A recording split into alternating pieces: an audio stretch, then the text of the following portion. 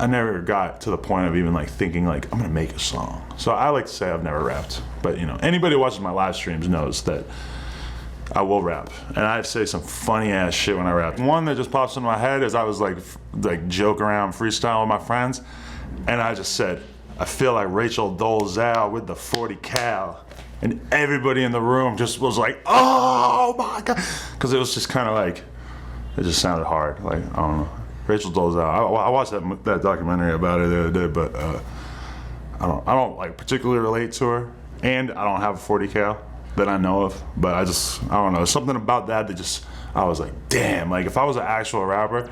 MONTREALITY, doing it big, Adam22, it's a rope gang thing. We got glass tips and all that. Let's go.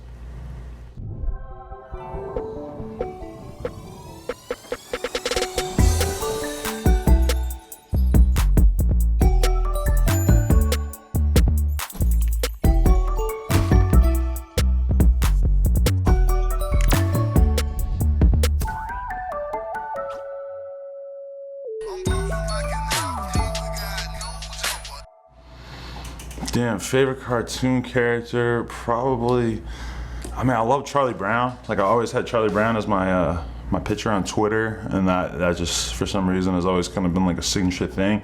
I've always been a huge Simpsons fan. I love Homer, Bart, Lisa. I got Lisa on the side of my head now. Charlie Brown I always liked because he was just sort of like a born loser. So it's like when you are reading like comic book stories, I feel like there's a lot of things that, you know, you can't relate to Superman because Superman's problems aren't really the kind of problems that you're going through. With Charlie Brown, I felt like he was always just taking L's, and you know, I like that. Like I like the story of somebody who things don't go so well for him, and he has to figure out where he's going from there, and that kind of, I think, was a big part of what made him appeal to me. On a more current level, I'm a big BoJack Horseman fan, and also, you know, I got into Pokemon Go about 2 years ago, so I never really knew anything about the Pokemon franchise until then, but I've become a big fan of like Squirtle and Charmander, a lot of different ones out there. Pokemon I'm proud of. Well, probably the shiny Tyranitar. That means a little something to me because I actually went out on Community Day and like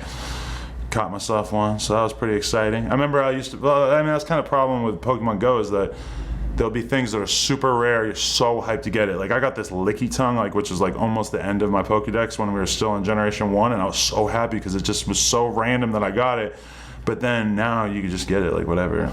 I was the biggest video game nerd ever, and if you look at what I was doing with myself when I was in elementary school, it's like 100% just spells out what was gonna happen with No Jumper because I love video games. So I came up with a scam where I would basically fill out these tickets, like these little cardboard things that came in the magazines, and I would send it in and get like a free issue with my subscription, but then I'd cancel the subscription, so I never actually got billed. So for probably 5 years, I had like a subscription to like every video game magazine, and I just got obsessed with it. I would just sit there, I'd read them every day, I would rent these games, and then I would play them, and then I would, you know, work on my own reviews to try to update my reviews based on what I read in the video game magazines. I'd be like, oh, that's a good point, I want to say this. So I was kind of copying, but at the same time, I was just like really genuinely into this. And I remember one day I just deleted every single thing I had ever written off my mom's computer by accident. I was a huge Tony Hawk 2 fan, or just Tony Hawk in general. I played Final Fantasy 7 a lot for some reason. I played Mortal Kombat when I was in like 2nd grade. Street Fighter 2, obviously. It's crazy because Final Fantasy 7, there's not a lot of RPGs that I've played like as a kid and stuff. Besides, I played Zelda a lot, but I was never really into the whole Final Fantasy franchise besides 7. Somehow I got into 7 and I played it till the fucking wheels fell off. Like I was playing it for so long, and I still think about it sometimes. But, oh man, Cloud, yeah, I don't know. The storyline is like, if I read it right now, I'd probably like remember it pretty well. I remember that there was an element of the game where you would have these birds that you would have to like breed, the chocobos. That's what it was, right? I remember like that being like, I think I remember realizing that was like the last thing I had to do in the game is like breed all these birds, and I just was like, nah, I'm just gonna let it go. I don't know, when you look at Peep and you look at X, like look at them two side by side and just tell me that those aren't two of the most like iconic visionaries of our time. Like I mean, when I look at them, I just see pure, they were just stars. They were like they were the people that could change the conversation, who could change the dialogue, who could you know, advance our culture in some way, whether they were trying to or not, in terms of just the conversation that took place around them, the art that they brought out into the world. And I mean, it breaks my heart that they both went out. They both went out in very different ways, but I mean, I know how I felt about Kurt Cobain as a kid, Tupac as a kid, and people still talk about, you still will get on TMZ if you say something negative about Tupac, you know? And like, X and Peep are like those kind of people. Those are our figures of our generation at that time. These days it's very hard to find anybody who becomes so big that they're able to have the kind of impact that Peep or X did. But X's impact is just like Tupac's impact, just in the sense of like, I know how much Tupac meant when he passed, because I was a little fucking 12, 13-year-old kid crying my eyes out in school, just, you know, kids making fun of me for the fact that I was that affected by it. And like, when I look at X, I don't see the difference. I mean, there could be a difference in terms of just sheer size, because like, you know, superstar rappers at that time were bigger, or Pac was around longer, he was older, he's like at least like 5 years older than X. To me, I don't know, I'm so up close that I don't understand how anybody could question when I say that X would be this generation's Tupac, because all right, like who else? Like who else is gonna do that? Like who else could die right now that would have a bigger impact than X in terms of like young dudes? I think, you know, X, whatever message he was trying to spread, like at the time that he passed, I feel like him passing in that moment might deliver that message better than anything that he could have done himself on Earth. Like, I feel like, you know, I mean, if you look back to his No Jumper interview, and like he's telling these stories about violence and stuff, and he's sort of unrepentant. And then if you look at the way he was communicating with the world towards the time when he passed, I mean, he had become a completely different person. That's one thing that I really hate about the whole dialogue about him, is that it gets wrapped up and twisted into this incredibly simple thing where people just want to say, oh, he was a monster, he was an abuser, whatever. I mean, I was reading a fucking article this morning about John Lennon, and I'm just thinking, like, you know, there's all these like documented cases of him being violent towards his children, towards women in his life and stuff, but somehow we're able to talk about the Beatles without having to, you know, talk about whatever he did with his life at times. And like with X, it's hard for me to see that he doesn't get that same consideration. As part of the problem with rap being so big, is that there's all these like outsiders who just don't really understand the culture and just have opinions about him, even though they have opinions about the behavior that they read about, but they also don't have to worry about the impact of his music, because these people are not actual rap fans and they don't actually give a fuck about what he contributed, and they don't understand. I was thinking about the difference between, like, you know, a lot of my friends who are like, you know, young rappers in the game who would hit me up, and with X, because it's like he would call and I would look at the phone, I would see his name pop up, and I'd be like, oh my God, like I gotta get ready, because it's like I'm gonna be doing an hour of like introspection into my own life and his life. Like there were no surface level conversations with him. Like, yeah, we could talk about girls and stuff, but like, if we're gonna start talking about girls, we're gonna start talking about love, and we're gonna start talking about what it is to be in a relationship, and we're gonna start talking about what it is to be as successful and famous as he is, and he's gonna start, you know, like we just did not have the kind of conversations that were surface level conversations. That's what I hate about regular conversation, like small talk, is that, you know, it's just like, it's boring, there's nothing to it. With X, anytime he was talking to you, he was talking about some big shit. Like he didn't operate on a small level, and I think that's why I always like had really good conversations with him, and why he would, you know, FaceTime and we'd be talking for hours. Is just the fact that, you know, he didn't think about small shit. He didn't think on small terms. Like he was motivated by a bigger vision. I mean, when I get called a vulture, it's like, I don't know what else I could be doing to prove that I'm just trying to help, trying to make a good contribution to the culture and everything. And of course, you know, I've benefited, I've made money along the way and stuff, and obviously I'm just trying to make the money that I can while I can, but, you know, I don't really take it serious when I see people saying the culture vulture thing. You know, anybody who knows me, like when you actually look at like the game, it's like the rappers know that I'm working from the right place. Like, you know, I very, very rarely see any rappers say anything about me. You know, the media is where that kind of shit comes from, because there's a lot of people in the media who, like, you know, can you imagine if you like worked at Complex and you're over here just like killing yourself trying to make 30 grand a year, and like meanwhile this dickhead with fucking tattoos on his face just comes out and makes a platform that's like way more influential and bigger than your fucking boss that you just went to school for 7 years so you could get this stupid job. Hey, I feel you. Life is hard. But you know, I don't know. I don't really take it that serious, because mostly I just see a bunch of bullshit, social justice warrior trash, and just a bunch of fucking jealous fucks. So, You know, if you're hating on me, it's all good, because your opinion doesn't matter as much as you think it is. Man, see, like I think it was about 2 years ago, I did acid, and I made a YouTube video about it that got like 2 million views, and that was a powerful experience that really made me want to like change my life. Oh, sorry.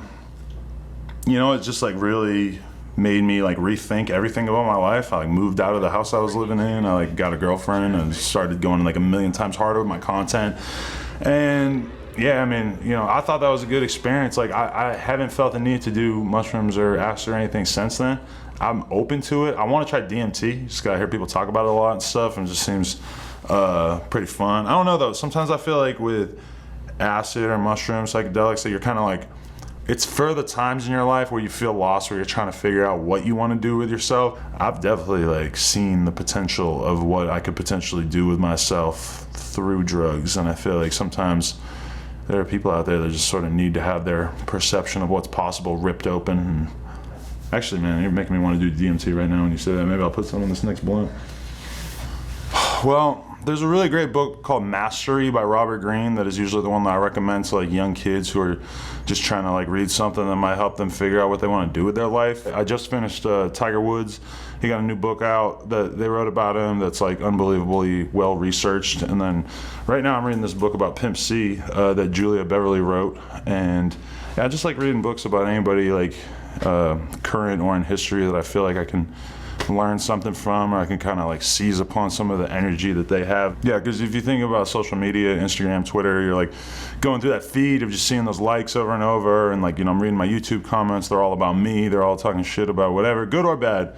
It makes you feel like you're the center of the universe. And like, you know, if you could spend even like, you know, 5-10 hours reading a book that's about, you know, somebody else's life that is possibly already dead, or that accomplished something way bigger than what you have accomplished, I feel like that's like the ultimate thing that could kind of get you off of that treadmill of just attention coming in on yourself. It's like, just get out of your own head and pay attention to something that has nothing to do with you for a while. And I feel like there's good things that come from that.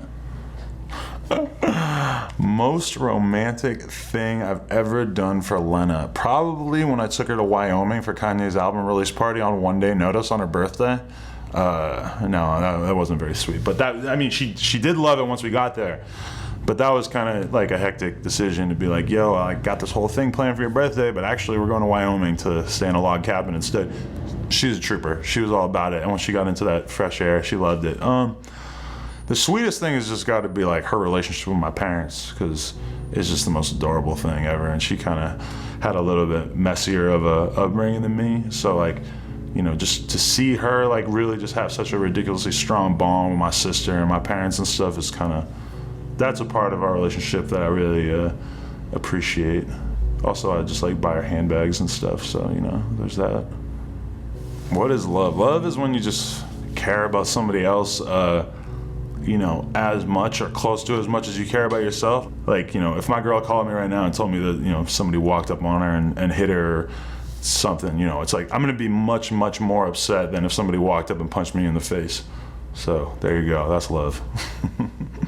Fetishes, I feel so boring sometimes when I hear about the weird shit people are doing, or like, you know, we hang out with a lot of porn star girls and like, they'll be talking about shit that they do that is just so fucking out there, and I'm like, damn, like, I like, you know, having anal sex with girls, I like threesomes and shit, but I don't know, one thing, oh yeah, I've always thought it was weird that I think I find girls more attractive like partially clothed than naked. Like one time I was fucking my girlfriend, she just had her jeans sort of like pulled down to like right below her ass, and I was just thinking like, this is so much harder to me than if she was fully naked. Like, just something about like the being partially clothed thing, partially disrobed. I don't know, there's just something about that. But I don't know, I'm still trying to figure it out. I don't have a pee thing. I hear a lot of people talk about that, like getting pee in their mouth and stuff. That's just, actually, honestly, the longer I'm in the relationship, the more I'm like, damn, a lot of the stuff I thought was normal before seems kind of gross now. Like when I like used to like just meet girls at shows and like, you know, go out and like dance with them for hours, like doing drugs and stuff, and then just like take them home and like eat their ass out. And I'm like, man, that's gross. There's a lot of sweat involved there. I'm glad I don't have to like put my mouth in any like unknown places now. But yeah. Love Drake ever since I first heard of him. I remember when I first heard of him because, you know, I never would have even seen Degrassi or known Degrassi was. But I had this girl that I was dating when I was maybe like 22, and she would watch the reruns sometimes. So I definitely seen it through her, and I was this was the Now Right generation where I would just be downloading Now Right MP3s all the time. And there was like a Lil Wayne and Drake song called Ignorant Shit. There was a remake of the Jay-Z song, the same name, and I just downloaded it and I was listening to it in the gym. And I remember like rewinding the Drake verse and being like, "What the fuck is this? Like, this is dope." And then I got home and I like looked up who Drake was, and I'm like, that's the fucking kid in the wheelchair from the show. What the fuck? Like worlds colliding. But you know, like, I mean, and in that moment, I never could have expected like what the past 10 years have been like. I made a video on Instagram where I was just basically saying that, you know, talking about all the things I'd seen happen to my friends, like new rappers over the past year. I mentioned Xan. I mentioned like, oh, Trippie just did a song with Drake. I mentioned that Pump had however many followers all of a sudden, you know, just sort of just mentioning like how crazy and how fast things can happen to you. And I already followed Drake, and I had actually hit him up like a couple weeks before that randomly and just said like, yo, much respect, praying hands emoji, that kind of thing. And then as soon as that video went up and like Worldstar reposted it, he just followed me back and just like hit me up and was just like, yo, like, appreciate it. And he did say that he was interested in doing a No Jumper interview. So, I mean, shit, anything could happen. That would be insane. But yeah, we've just had, you know, conversations here and there about like, you know, he sent me those shoes. I could not believe that he actually wrote my name on the box. Like, I don't know. Hopefully I get to have a conversation with him sometime. He ain't that far away up there in Calabasas. I told him one time, I'm like, hey, you ever having a party or anything you want to tell me to come through with my girl? Hey, let me know. But I mean, like, you feel weird even saying that. Because it's like if I was hitting up almost any other dude, I could be like, yo, I got like a bunch of girls. I'll like pull up all these girls and shit. Like, I don't think you don't need to say that to Drake. Like, he probably has like sufficient number of girls himself. Probably already fucked all the girls I know, so. They probably got NDAs, so they can't tell me about it. Yeah, I can't even imagine, because I can imagine what it would look like just to imagine that shot of like Drake and me, and it's just weird to imagine because you've seen so many other people sit here, and it would just be weird to see the sixth god there. But you know, hey, anything's possible. You know, it's like if I were to get a conversation with somebody like Drake or Kanye or whatever, I mean, hey. That's like the rainbow at the end. No, that's the pot of gold at the end of the rainbow, maybe. But I'm gonna still be back at the beginning of the rainbow, like doing interviews with guys with like 10,000 followers. So you know, my message to the youth is just, it's cool to be smart, to care about yourself, to care about your life. You know, get out there and just try to do something in your life. You know, just try to figure out what you want to contribute to the world, what the difference you want to make in the world is. And you know, it's not cool to just be bullshitting your way through life, like just sitting around smoking weed and just doing nothing. Like, I want kids to be excited about their lives and like what they have going on and the potential they have, you know. And it's like, I feel bad a lot of times because I see kids out there that the message that they take from this music is one of nihilism, like, hey, let's fucking take Xans and sit around and drink lean, smoke blunts and just not do anything. And that shit ain't cool. I just want to throw that out there. Man, depression, like, I mean, I've been there. I've had the days where I could barely get out of bed and stuff too, but I don't know, even in the worst times of my life, like, I still have always kind of found a way to like rip myself out of bed, get dressed, go out there, put on a face and just do your thing. Like, I would just encourage kids out there, like, active depression is a lot better than like by yourself depression. Like, I could say within the last year, there was a moment in my life where I felt so bummed, so sad, so just pissed off. I could barely like bring myself to get out of bed, but I actually like forced myself to get out of bed every day, go to the gym, work out, get my fucking heart rate up, go in the house, shave your face. You got to just treat your body like you respect yourself. You know, you got to actually like get ready for the day. Like, if you're just gonna like wake up and like keep laying around in bed, that's one of the most important things I learned. You wake up, you get the fuck out of bed, because if you even spend like 5-10 minutes extra just hanging out there, it's not good. The only thing that's ever worked for me is just to keep fighting. The only thing, I feel like if I stopped progressing with No Jumper or progressing in my own career, then I would be depressed. Like, that is what would make me more depressed than anything. So I've always just been, if people look at what I've accomplished and stuff and they're like, how did you get there? It's like, oh, I was fighting against feeling empty and sad, because that's how I feel if I wasn't like aggressively working on something every day. So I would pray that kids out there are able to get something even sort of close to that. Just find something you're passionate about and just chase it as hard as you can. MONTREALITY show.